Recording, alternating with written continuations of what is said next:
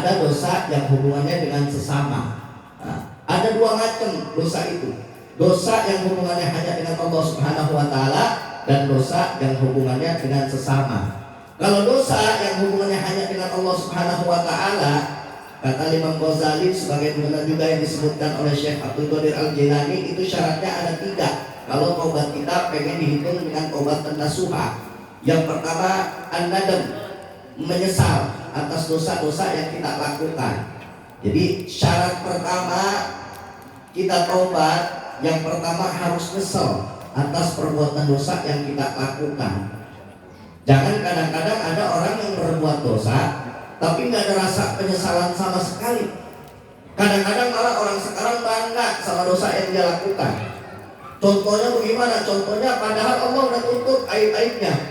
Dulu dia sering berbuat dosa, dulu dia ahli maksiat, Allah udah tutup, orang nggak pada tahu dulunya dia sering berbuat dosa, dulunya dia sering bermaksiat. Sekarang malah dia ceritain kemana-mana, dia bangga-banggain kesono sini. Lu mah baru begitu, gua dulu zaman masih muda ya, lu minum baru minuman begituan. Gua dulu kalau pengen mabok sepiteng gua minumin saking pengen mabok ya. Lu sekarang baru begini, gua mah dulu diceritain aib-aibnya yang zaman dulu. Enggak ada rasa penyesalan sedikit pun. Padahal syarat pertama daripada diterimanya taubat kita adalah menyesal atas dosa yang kita lakukan. Syarat yang kedua, tarkuz zalah, meninggalkan perbuatan dosa tersebut secepat-cepatnya, ditinggalin. Jangan tobat di lisan tapi perbuatannya masih melakukan. Harus ditinggalin secepat-cepatnya. Termasuk juga perantara-perantara yang bisa menyebabkan dia kembali terjerumus dalam dosa tersebut. Jadi ditinggalinnya bukan cuma sekedar dosanya doang, wasilahnya juga, perantaranya juga harus ditinggali. Makanya ketika Allah Subhanahu wa taala perintahkan kita untuk meninggalkan perbuatan zina, Allah Subhanahu wa taala sebutkan dalam Al-Qur'annya, la taqrabuz zina, jangan engkau dekati yang namanya perbuatan zina, jangan didekati. Sebab yang namanya perbuatan zina itu ada prosesnya, ada pendekatannya, ada perantaranya. Nggak ada orang ujuk-ujuk langsung berbuat zina, nggak ada. Main lirik-lirikan dulu ya, kenalan dulu, habis itu pura-pura negor, minta nomor WA-nya, mulai selingkuh, habis itu baru ngelakuin perbuatan zina. Na'udzubillahi min dzalik. Syarat yang kedua daripada taubat dan nasuha yaitu meninggalkan perbuatan dosa tersebut secepat-cepatnya. Kemudian syarat yang ketiga, al-azam alla ya'ud alaih, bertekad untuk tidak kembali melakukan perbuatan dosa tersebut ya. Jadi emang ada tekad dalam hatinya, nggak mau melakukan perbuatan dosa yang sudah dia lakukan tersebut. Ada tekad, bukan ninggalin dosa karena nggak ada kesempatan. Ada orang-orang yang ninggalin dosa gara-gara emang gak ada kesempatan dia buat ngelakuin lagi. Ente dulu perasaan suka mabok-mabokan, sekarang jarang mabok-mabokan. Iya nih, kata dokter nggak boleh lagi, sakit. Kalau kita sehat gas aja. Nah, berarti dia ninggalin dosanya bukan karena Allah Subhanahu wa taala. Nggak ada tekad untuk meninggalkan selama-lamanya perbuatan dosa tersebut ya. Ente dulu perasaan suka main judi, sekarang udah jarang main judi. Iya nih, lagi gak ada duit.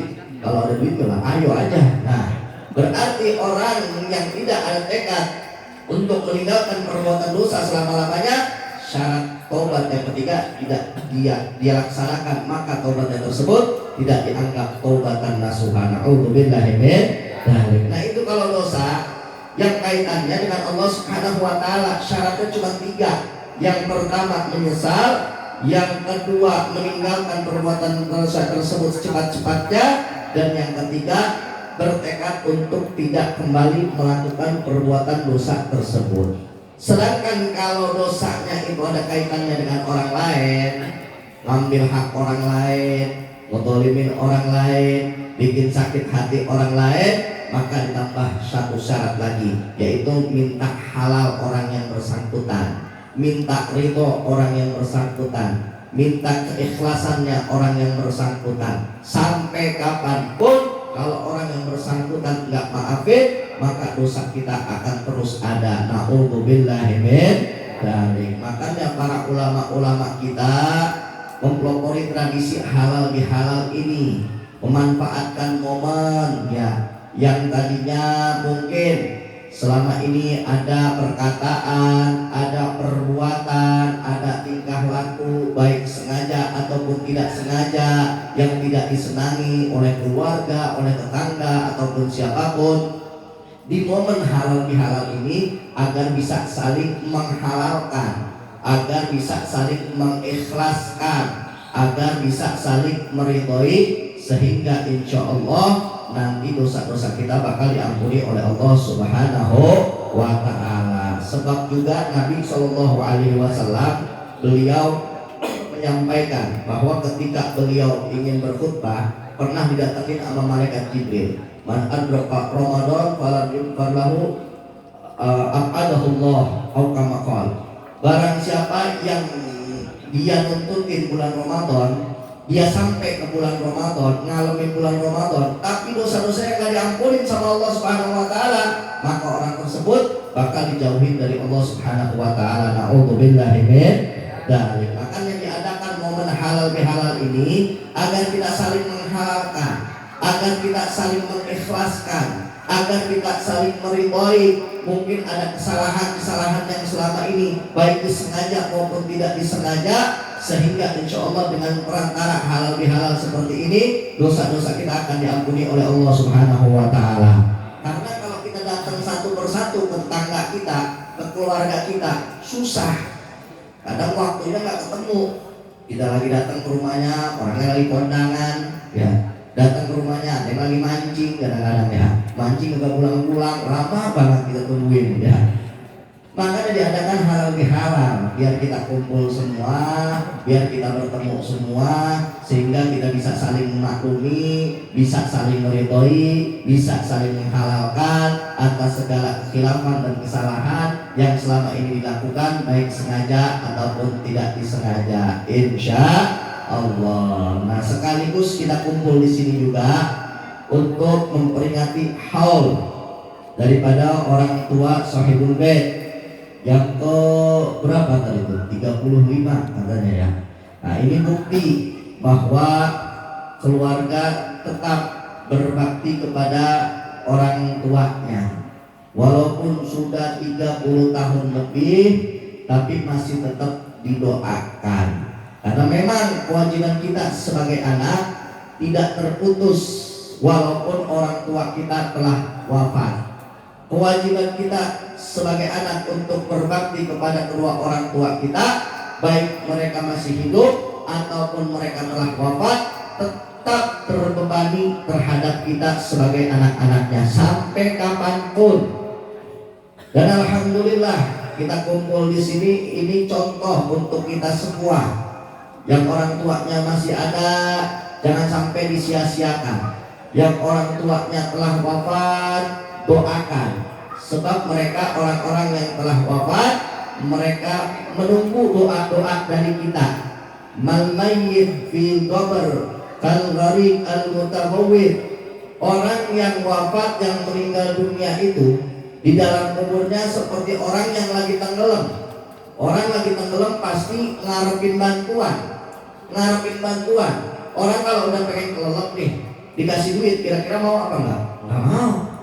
Orang kalau udah kelelep dikasih motor, dikasih mobil, mau nggak kira-kira? Nggak mau. Orang kalau pengen kelelep dikasih rumah, kira-kira mau apa kagak? Nggak mau.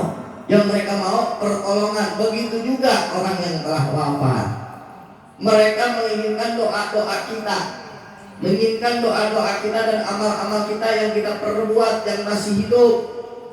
Sebab amal-amal perbuatan kita yang masih hidup ini akan disodorkan kepada keluarga-keluarga kita yang telah wafat. Inna a'malakum tu'raduna ila aqaribikum wa asyarikum minal amwat. Sesungguhnya amal-amal perbuatan kalian yang masih hidup itu disodorkan, disampaikan kepada keluarga-keluarga kita yang telah wafat. In kana khairan istabsyaru bih. Kalau amal-amal perbuatan kita yang masih hidup ini ternyata amalnya amal-amal baik, rajin sholat, rajin puasa, rajin sedekah, sering ngedoain, sering ibadah. Istabsyaru bih, mereka keluarga-keluarga kita yang telah wafat gembira luar biasa. Wa in kana ghairu dzalik, kalau ternyata amal-amal perbuatan yang masih hidup bukan amal ibadah, kebanyakan perbuatan dosanya, kebanyakan kemaksiatannya, maka mereka bakal berdoa kepada Allah Subhanahu wa taala, ya Allah, jangan matikan mereka sampai mereka mendapat hidayah sebagaimana kami mendapat hidayah. Maksudnya mereka orang yang telah wafat dapat hidayah itu, mereka udah jelas tahu bahwa alam kubur itu nyata, nikmat kubur itu nyata, siksa kubur itu nyata. Sedih mereka, keluarga-keluarga kita yang telah wafat, kalau kita banyak berbuat dosa dan maksiat, karena amal-amal kita yang masih hidup ini bakal disodorkan kepada mereka, orang-orang yang telah wafat dari keluarga kita. Makanya kalau kita pengen nyenengin keluarga kita yang telah wafat, simpel, kita berbuat amal baik aja, beramal soleh aja sebanyak-banyaknya, mereka bakal gembira luar biasa, ya luar biasa. Jangan cuma sekedar ngebagusin ukurannya, ya tapi kerjaannya main judi online, ya kerjaannya bermaksiat, kerjaannya melakukan kemunkaran, ngebagusin kuburannya pakai duit judi online, ngebagusin kuburannya pakai duit riba. Na'udzubillah min dzalik. Ya. Kadang-kadang ada juga orang tuh yang saking pengen nyenengin keluarganya, dikuburin di sono tuh, Kerawang, apa namanya? San Diego Hills, ya. Yang harganya berapa itu? 2 miliaran satu kotak itu doang, 2 miliaran. Ya. Padahal malaikatnya sama aja. Kagak aja nanti di akhirat, nanti dikuburin di mana? Oh, San Diego Hills, langsung masuk kagak. Sama aja. Di mana? Di Kober sono, wah masuk neraka. Enggak, sama aja malaikatnya. Mau malaikat mau dikuburnya di San Diego Hills kek, mau dikuburnya di Kober kek, mau dikuburnya di mana kek, tetap malaikatnya bakal nanya amal perbuatan kita. Jadi kalau kita pengen nyenengin keluarga kita yang telah wafat, simpel sebetulnya, beramal soleh aja yang banyak, ya.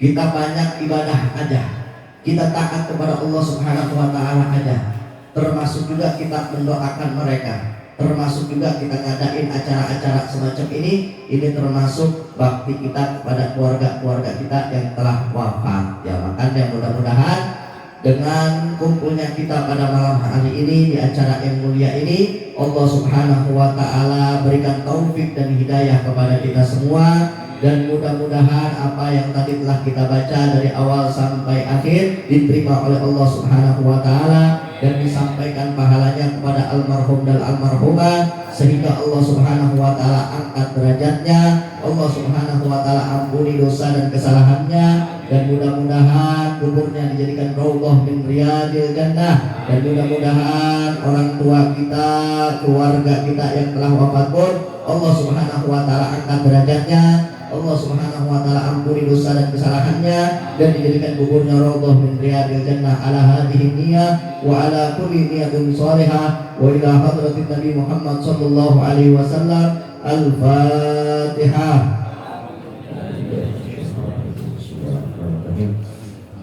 Alhamdulillahirabbil alamin arrahmanir rahim maliki yaumiddin iyyaka na'budu wa iyyaka nasta'in ihdinas siratal mustaqim siratal ladzina an'amta 'alaihim ghairil maghdubi 'alaihim waladdallin. Cukup ya? Cukup segitu aja lah ya, kelihatan muka-muka yang pada ngantuk tadi. Makanya begitu kue keluar seger-seger banget mukanya. Iya. Mudah-mudahan walaupun sedikit bisa bermanfaat.